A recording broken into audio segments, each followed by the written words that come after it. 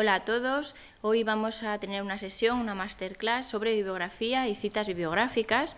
Es la primera de ellas en la que vamos a tratar la forma de citar en el texto principal de los trabajos. Mi nombre es María José Cuetos, soy profesora de diversos másters de Bureau Veritas Formación y hoy os hablo en calidad de tutora de trabajos fin de máster. Debido a los múltiples errores que suelen cometer los alumnos o soléis cometer, por ejemplo, en la forma de citar, bueno, pues se ha decidido establecer o realizar estas masterclass. En realidad van a ser tres masterclass que se impartirán sucesivamente en los próximos meses. Hoy vamos a trabajar, como os he dicho, en la forma de citar en el texto principal de los trabajos. La siguiente será el cómo hacer la bibliografía y las referencias bibliográficas, es decir, cómo indexar todos los artículos, la normativa, vídeos, etcétera, que hayamos consultado para la realización de nuestros trabajos al final de los documentos. Vamos a diferenciar, por tanto, lo que es la bibliografía y las referencias bibliográficas y cómo poder trabajar sobre ellas. Y por último, la última de las masterclass está pensada para ayudaros a automatizar esa bibliografía, es decir, que cuando hagáis modificaciones en el propio texto, esas modificaciones queden registradas en vuestra bibliografía al final de los trabajos. Del mismo modo que existen índices automáticos, que si cambias una página o el epígrafe en una página se ve reflejado en el índice, pues lo mismo ocurre también con las bibliografías y referencias bibliográficas. Bueno, pues entonces vamos a comenzar. Vamos a comenzar con cómo citar en los textos en los trabajos. Vamos a hablar un poquito de lo que es la normativa APA, que es la que establecemos en Bureau Veritas Formación para que apliquéis a los trabajos fin de máster, pero es la más conocida y la más utilizada a nivel internacional, es por eso que se recomienda. Luego vamos a ver cómo existen o qué existen diferentes tipos de citas en los cuerpos de los trabajos y ejemplos, ya que es la forma más visual y más interesante de ver las aplicaciones. Bueno, pues la normativa APA, que es la que se utiliza, se caracteriza porque da una gran normalización a los trabajos. Normaliza tanto el orden como la estructura, el contenido de las memorias, porque permite, no solamente a nivel bibliográfico, que es como nosotros lo tratamos, o a nivel de las fuentes, te da unas indicaciones muy claras en el uso de abreviaturas, en el modo de indicar las figuras en las tablas, etcétera. Nosotros nos vamos a centrar en esa parte de fuentes bibliográficas, que además es el requisito establecido por Bureau. Bien, el estilo APA lleva ya varias décadas utilizándose, la primera vez en 1952, en los años 50, como veis, y existen diferentes actualizaciones, así que si buscáis información en Internet sobre esta normativa, pues ya tenemos diferentes ediciones. Intentad buscar siempre la más actualizada, ya que aunque existen pequeñas modificaciones, bueno, pues siempre hay mejoras. La gran ventaja que tiene esta normativa es que permite citar en los trabajos sin tener que añadir siempre o continuamente notas a pie de página, lo que en muchas ocasiones hace que sea muy engorroso la lectura de los trabajos, así que eso hace que sean trabajos mucho más fluidos y mucho más fáciles de leer, que por ejemplo cuando vamos a libros de tipo sobre todo literatura, que siguen utilizando muchas citas a pie de página, a veces tenemos un pequeño texto, mientras que casi los pies de página ocupan la mayor parte de la hoja, ¿no? Entonces, con eso lo evitamos, con este tipo de normativa. Es por ello que desde la universidad hemos pensado que os va a ser útil para la realización no solamente de los trabajos fin de máster, sino otro tipo de trabajos académicos que tengáis que presentar. Bueno, siempre tenemos que recurrir a la utilización de citas. Según norma APA, según estamos aquí estableciendo. Fundamentalmente porque es difícil, con la gran cantidad de fuentes que podemos consultar, que la totalidad de los trabajos sea de nuestra propia autoría. Y es necesario, sobre todo a nivel ético, que se valore el trabajo y se reconozca el trabajo de todos otros investigadores o autores que consultemos, ya sea de blogs, de vídeos, de apuntes. Podéis citar, la verdad es que una gran cantidad de fuentes de información, no solamente libros o artículos, que es lo primero que nos viene a la cabeza a los investigadores. refuerza las ideas que nosotros estamos exponiendo en los trabajos, complementan lo que está escrito y además, pues, sobre todo en el caso de que se trate de artículos, si no hay citas parece que se pierde credibilidad. Entonces, siempre es adecuado citar y, por supuesto, todo lo que consultemos, la normativa, diferente tipo de fuentes, foros, etcétera, todo siempre lo tenemos que recoger. Si no es citas textuales en los trabajos, pues al final en las referencias bibliográficas. Bueno, pues entonces vamos a ver o vamos a centrarnos ya en la parte de citas dentro de los propios textos. Esto significa que cuando tomamos un fragmento o una idea de otro trabajo o de otro autor, pues lo debemos incorporar a nuestro texto principal. El modo en el que hacemos esa incorporación va a variar en función de que utilicemos o bien citas textuales o directas, o bien citas contextuales o indirectas. Me explico, las citas textuales o directas son aquellas que tomamos palabra por palabra lo que ha dicho el autor anterior. Mientras que las citas contextuales o indirectas lo que hacemos es tomar la idea que había establecido este autor y expresándolo con nuestras propias palabras, pero no es una idea original nuestra, entonces también debemos citar el autor o los autores que la habían recogido previamente. En función de estas citas directas o citas textuales, agrupamos en que pueden ser o bien citas largas o citas cortas. Se denominan citas largas aquellas que tienen más de 40 palabras. Hay que ir contando, tampoco hace falta una exactitud total porque bueno, se suelen quitar preposiciones, ese tipo de palabras, pero normalmente son 40 palabras, entonces cuando ocupa más de 40 palabras se escribe de una forma. Mientras que las citas cortas, que son las que tienen menos de 40 palabras, se recogen en los trabajos de otra forma diferente. En las citas largas se recogen generalmente sin comillas, haciendo un espacio entre los párrafos en los que estamos trabajando y con una sangría. Vamos a ver ahora ejemplos, porque es difícil dar estas características sin verlo realmente en un escrito. Mientras que las citas cortas sí que se utilizan las comillas, que deben estar recogidas las palabras textuales del autor en comillas, y además se coloca siempre junto con el apellido del autor y el año la página en la que hemos encontrado esa cita, la página del libro, del artículo, de la memoria, de otro trabajo, fin de máster, etcétera, en la que hemos encontrado esa cita. Bueno, vamos a verlo, como digo, con ejemplos, que es la mejor manera de poder entenderlo más fácilmente. Aquí tenemos un ejemplo de una cita textual larga. Veis ahí, es un trabajo en el que pues, está exponiendo las ventajas de la educación y sobre la naturaleza. Entonces, llega a la cita textual. En esta línea, Díaz, 2008, resume que, y la cita. Veis ahí, es una cita larga, de más de 40 palabras, por lo que se pone el apellido del autor. Siempre cuando hacemos citas nunca se ponen los nombres ni las abreviaturas del nombre, solamente el primero de los apellidos. Entre paréntesis, el año en el que existe esa publicación. Y después se ponen 2 puntos y la cita. La cita no lleva comillas, como podéis observar, está con un tamaño de letra ligeramente menor que el resto de la letra de la hoja en la que estamos trabajando, y parece que por el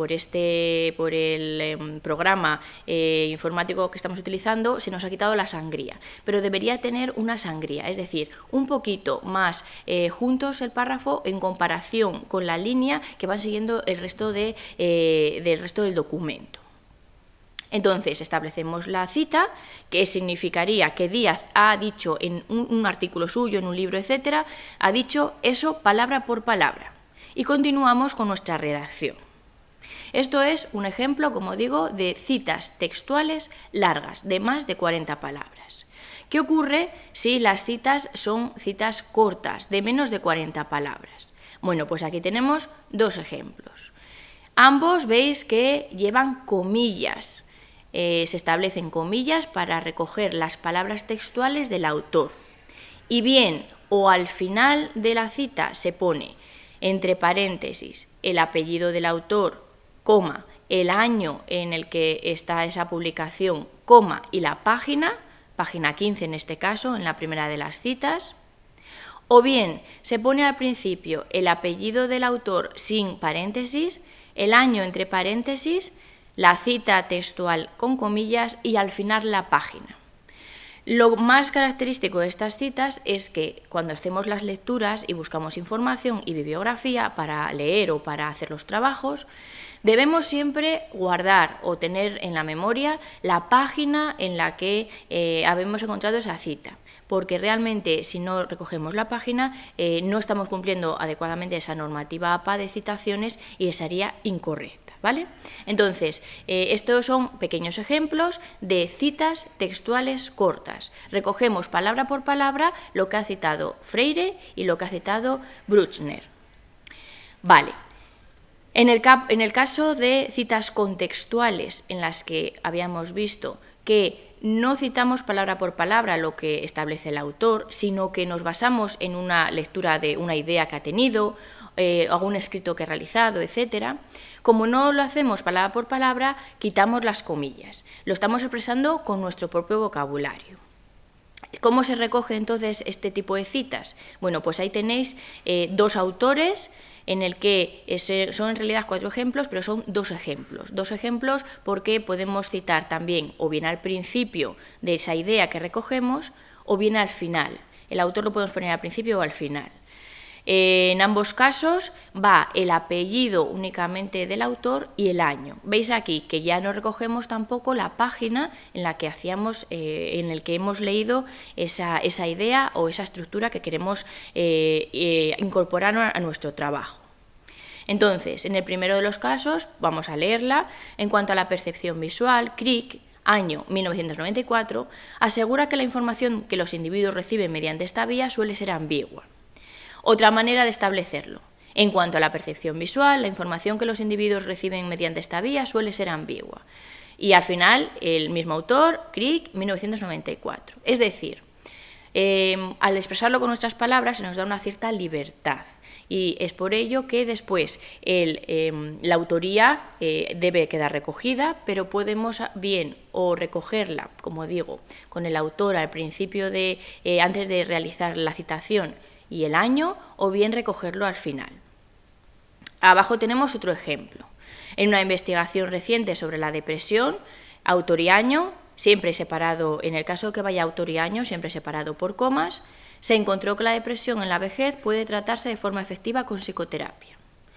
O bien, en otras palabras, en una investigación reciente, se encontró que la depresión en la vejez puede tratarse de forma efectiva con psicoterapia. Y entre paréntesis otra vez, el autor, y el año. Bueno, pues veis cómo hay diferentes maneras de citar en función de cómo lo vayamos a recoger. ¿Vale? Bueno, eso serían citas, hemos visto ya, textuales de más de 40 palabras, citas textuales de menos de 40 palabras y citas contextuales o en las que no copiamos palabra por palabra lo que dice el autor, sino que nos basamos en una idea o una estructura. Pero si os habéis dado cuenta, siempre os he recogido, siempre os he puesto citas en las que el autor es una única persona. Esto no tiene por qué ser así. Hay muchas fuentes bibliográficas donde suelen trabajar 2 investigadores o más de 2 investigadores.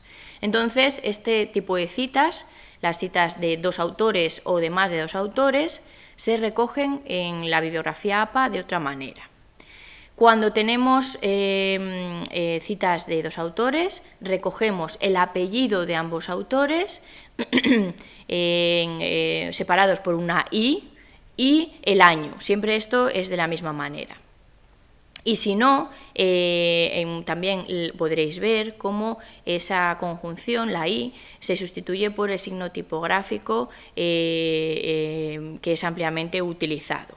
Entonces, ahí tenéis ambos ejemplos, o bien utilizando la I, la conjunción, o bien utilizando el signo tipográfico. Ambas están perfectamente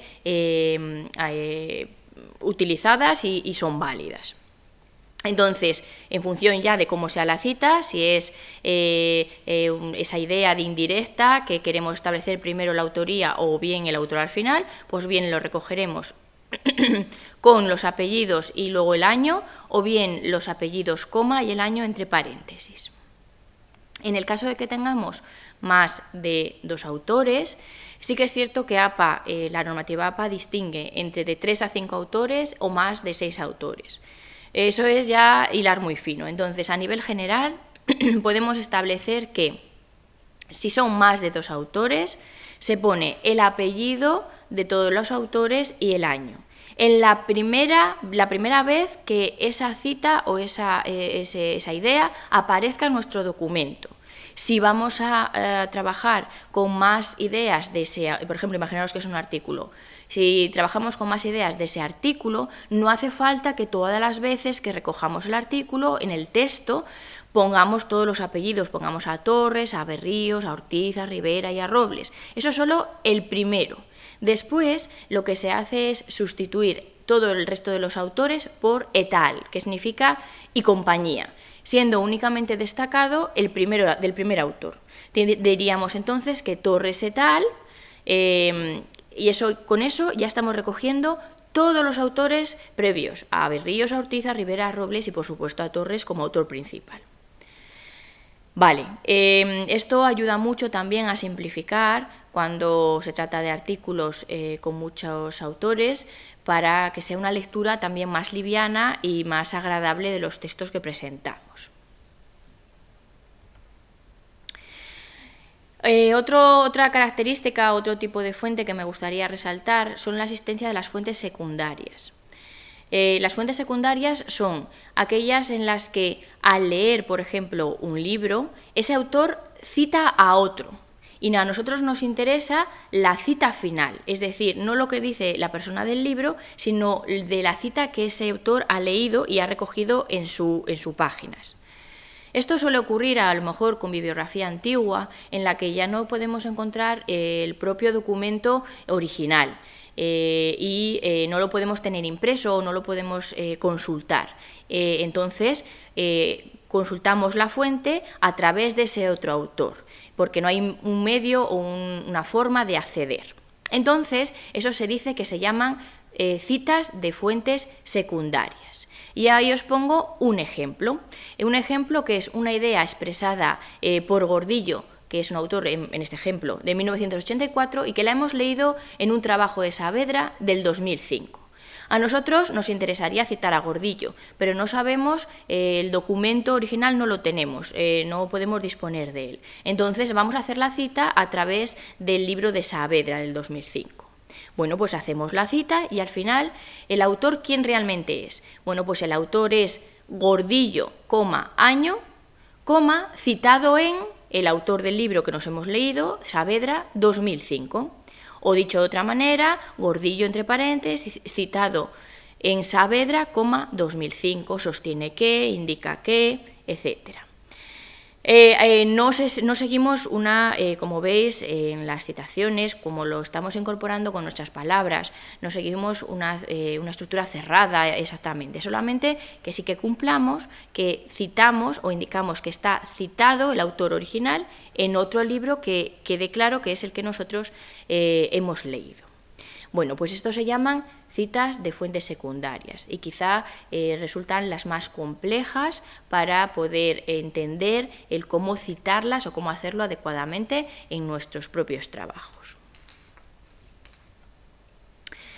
Luego existen también algunos casos especiales que no se recogen en lo anterior que he indicado, pero son muy sencillos.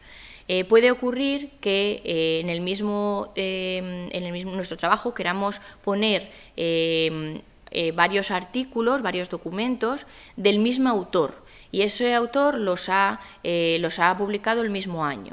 Imaginaros a García y Torres, 2 autores que han publicado 3 documentos diferentes en el año 1991. No sabríamos, si solamente indicamos García y Torres, entre paréntesis 1991, cuál de los documentos es. Si es el A o el B o el C, que es como los hemos denominado. Entonces, lo ponemos indicado al lado del año el A sería uno, el B sería el otro y el C sería el otro, y cuando vayamos a hacer nuestra bibliografía y referencias bibliográficas, como hablaremos en la próxima masterclass, distinguiremos qué es A, qué es B y qué es C. Pero a lo largo del cuerpo del texto simplemente se acompañan los apellidos del autor por el año, junto con el año entre paréntesis y A, B o C o D, etcétera, letras que indiquen el documento del que estamos hablando.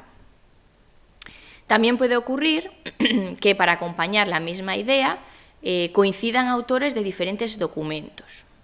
Es decir, vamos a coger autores que hemos leído, imaginaros, en 5 artículos diferentes de diferentes años, y todos ellos expresan la misma idea.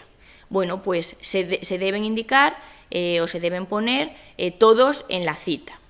¿Cómo se hace? Bueno, pues lo habitual es recoger el autor desde el año más antiguo del artículo que tengamos al año más moderno, separados los apellidos por punto y coma.